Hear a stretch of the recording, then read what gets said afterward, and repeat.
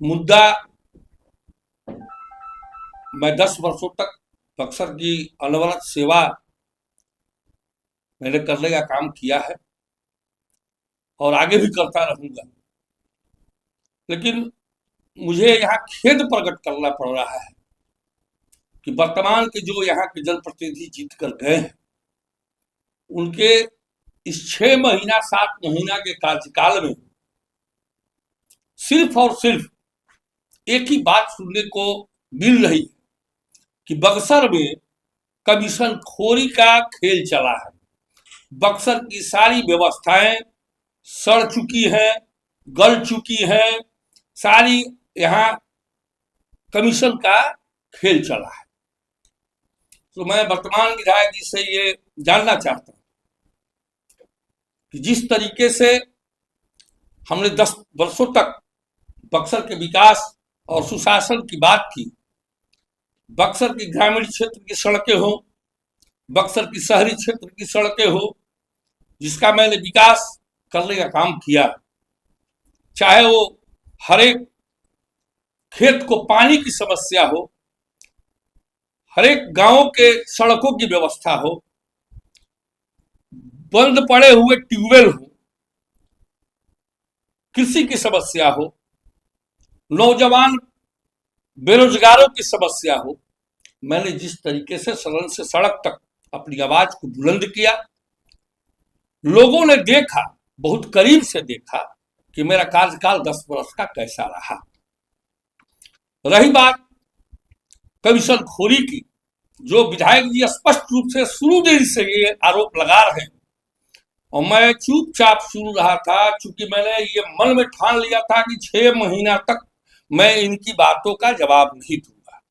लेकिन अब ये वक्त आ चुका है, 6 महीना बीत चुके हैं, 6 महीना नहीं 8 महीना बीत चुके हैं और परसों दिन का एक फुटेज मुझे मिला, इसमें सरेआम आरोप लगा रहे हैं कि पूर्व के विधायक ने इस पुल की मरम्मत नहीं कराई, महदह में जो पुल बन रहा है।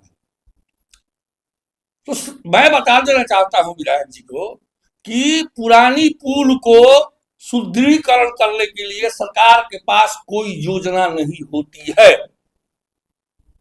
विधायक जी इसकी जानकारी अगर लेनी हो तो पुल निर्माण निगम में जाएंगे और पूछ लेंगे उस विभाग के सारे पदाधिकारियों से, माननीय मंत्री जी से, कि क्या पुराने पुल को सुदृढ़ीकरण करने की व्यवस्था सरकार में है।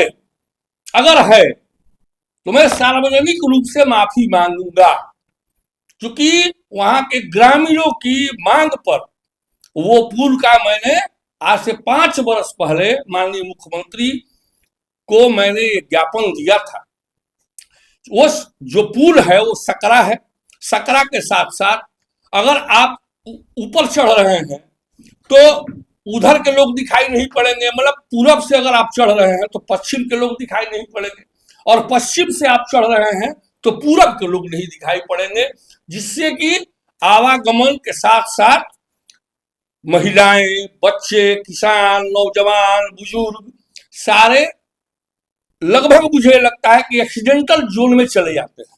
और मेरे सामने चुनाव के दिन उस पर एक ऑटो पलट गया जिसमें 3-4 महिलाएं घायल हो गई, जिसको मैंने प्राथमिक उपचार के लिए अपनी गाड़ी से सदर हॉस्पिटल में भेजने का काम किया। तो कमीशन खोरी कहां है? अस्पताल में कोई मैंने कमीशन नहीं फिक्स किया था, न नगर परिषद में मैंने कोई कमीशन फिक्स किया था। सारे संवेदक यही हैं, पुराने अधिकारी पदाधिकारी भी यही है। मैं चैलेंज के रूप में इसको लेता हूं कि आप इसकी खुलेआम जांच कराएं, जैसे कि दूध का दूध और पानी का पानी हो जाए। अगर मैंने कोई कमीशन लिया हो तो मैं उस कमीशन के साथ सार्वजनिक मैं दूंगा भी कमीशन, जिसका मैंने कमीशन लिया है मैं लौटा भी दूंगा और सार्वजनिक तौर पर मैं माफी मांगूंगा। इतने दावे के साथ कैसे आप पर आरोप लगा रहे हैं?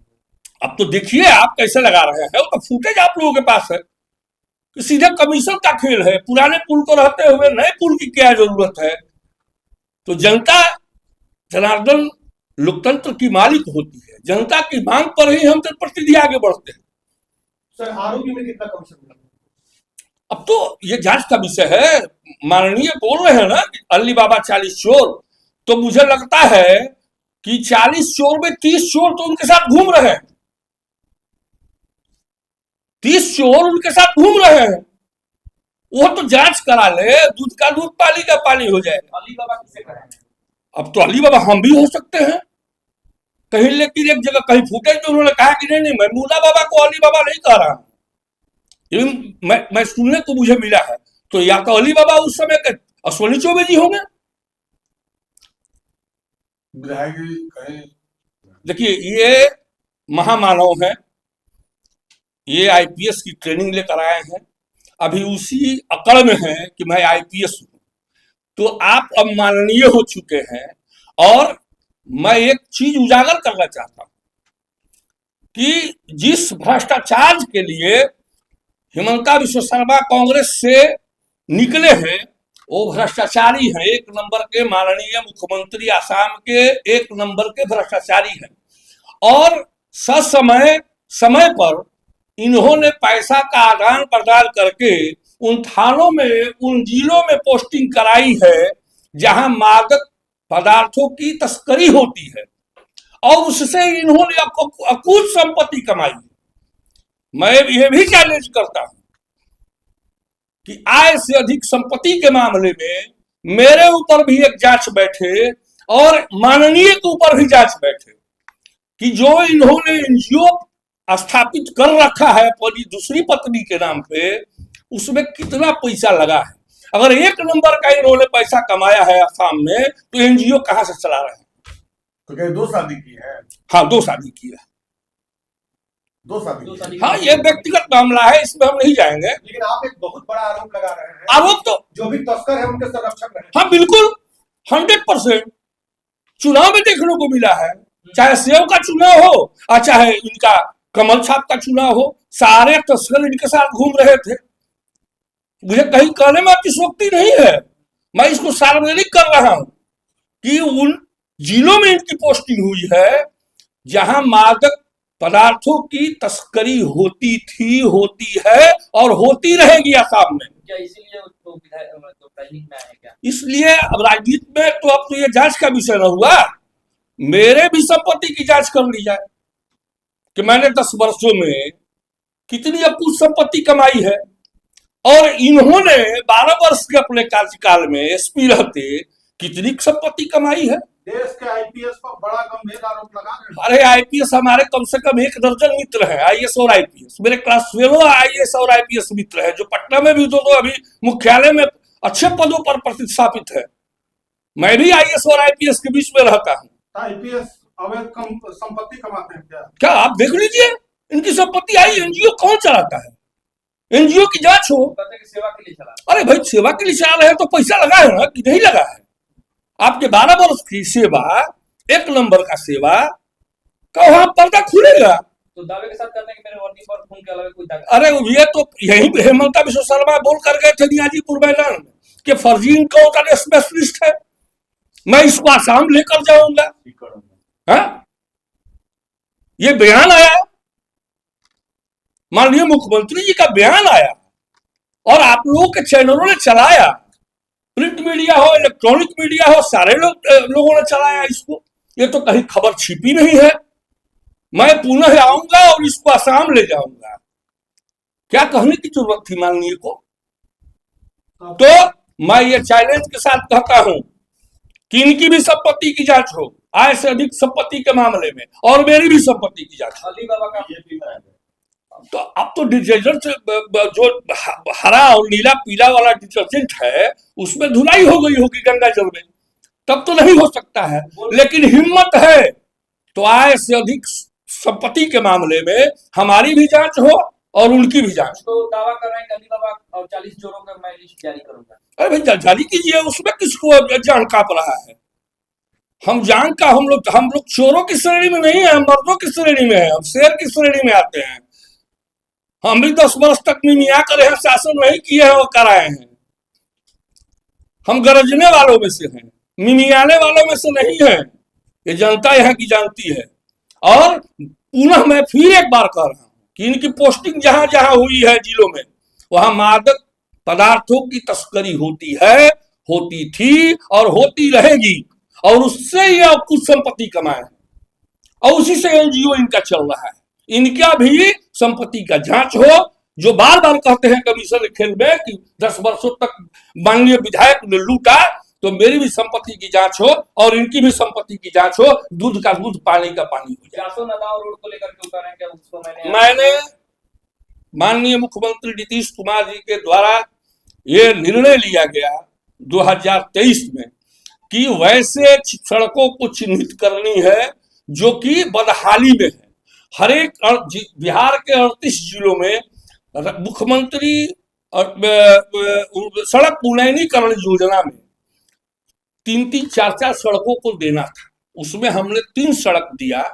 पहली सड़क थी दुधारचक से मिशन मोड़, दूसरी रोड थी चौसा रेलवे स्टेशन से चौसा मुख्य पथ जो सासाराम कोसस जाता है, और तीसरी सड़क हमने दी गोलंबर से जासो नगांव होते हुए डुमराव जो जाती है। और माननीय उसका फुटेज भी है, मैंने हाउस में भी 2024 में इस आवाज को लगाया था।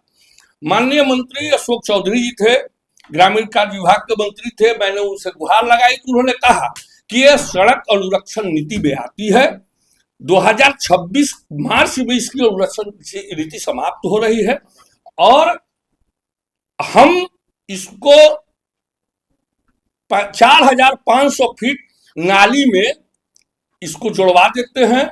उन ग्रामीण सड़कों में जहां नाली नहीं है, नाली बन जाएगी और उसका डीपीआर वगैरह उन्होंने विभागीय तौर पर बनवा दिया उस समय। अब ये कह रहे हैं कि आरसीडी में हम परिवर्तित करा रहे हैं।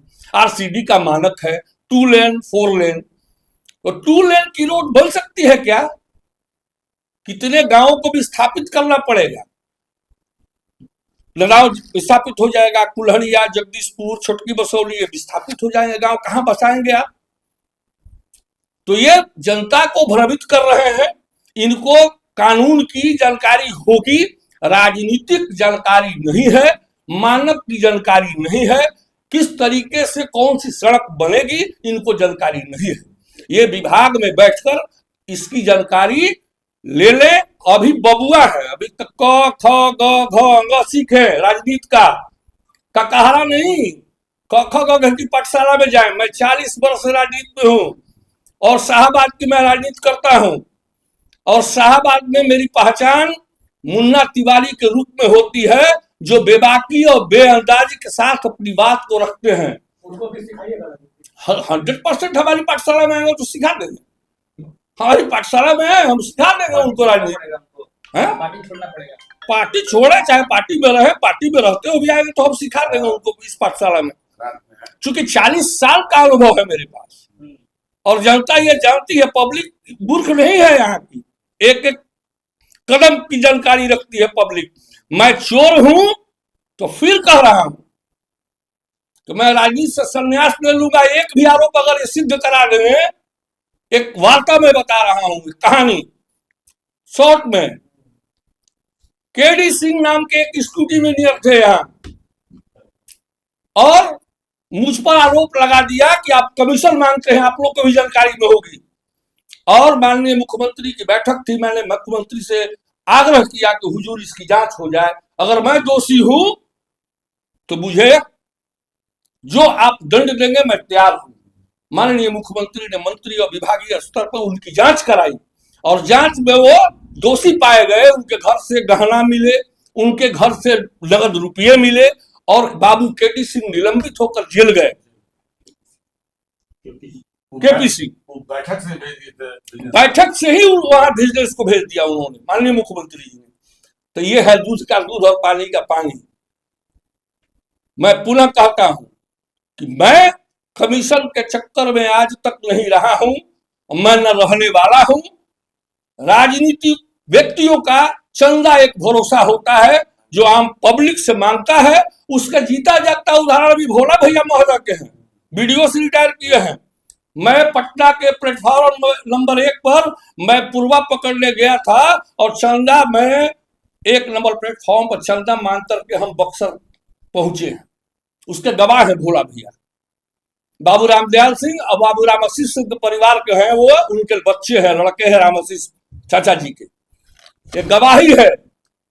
हम पॉलिटिकल लोग हैं, कमीशन खोल रही हैं, चंदा मांगते हैं, चंदा मांग कर हर एक काम अपना कर लेते हैं। सदर विधायक के कमीशन पर आपकी नजर रहेगी?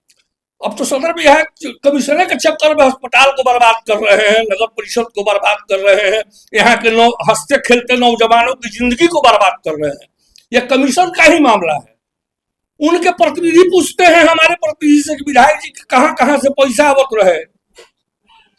गवाह है, मेरे बगल में बैठे हैं हमारे प्रतिनिधि, इनसे भी पूछ लीजिए कौन पूछ रहे थे कि कितना पैसा कहां से आता था विधायक जी को। ये गवाह है। बिल्कुल। और कौन पूछ रहा था ये भी नाम बता देंगे। वहाँ के हित न था प्रतिनिधि, भैया कहाँ से कहा आवेगा, तो पूरा पोल खोल कर रखा है। हाँ। खुली है। अभी तो बखिया वो दे रहा हूं। मुना तिवारी जो आदमी के नाम है, बेबाक के साथ जानल जाला मुना तिवारी के नाम है शाहबाद में, बेबाक व्यक्ति है। मैं कमीशन के लिए राजनीति नहीं करता हूं। मेरे बाप दादाओं पुरखों की दी हुई कमाई है कि मैं 3 पुश्त बैठकर खा सकता हूं और घूम सकता हूं। मैं फ्रीडम फाइटर का बेटा हूं। पंडित रामा शंकर तिवारी, शिव शंकर तिवारी मेरे यहाँ 2 अंग्रेज सन 42 के आंदोलन में मारे गए थे। शाहबाद गेस्टियर में इसका उदाहरण है। मैं कोई बताने वाला, मेरे खून में कांग्रेस है, थी और रहेगी, लेकिन कमीशन खोरी हमारे खून में नहीं है। कमीशन के लिए आप यहां आए हो। मैं बक्सर की जनता का सेवक हूं, आप नौकर रहे हो, नौकर रहोगे। क्योंकि आईपीएस नौकर होता है और जनप्रतिनिधि सेवक होता है। मैं सेवक हूं, आप नौकर हो। नौकर की तरह रहो। किसी के ऊपर उंगली उठाने के पहले अपने गिरबा में झांक कर देखो। बहुत बहुत धन्यवाद।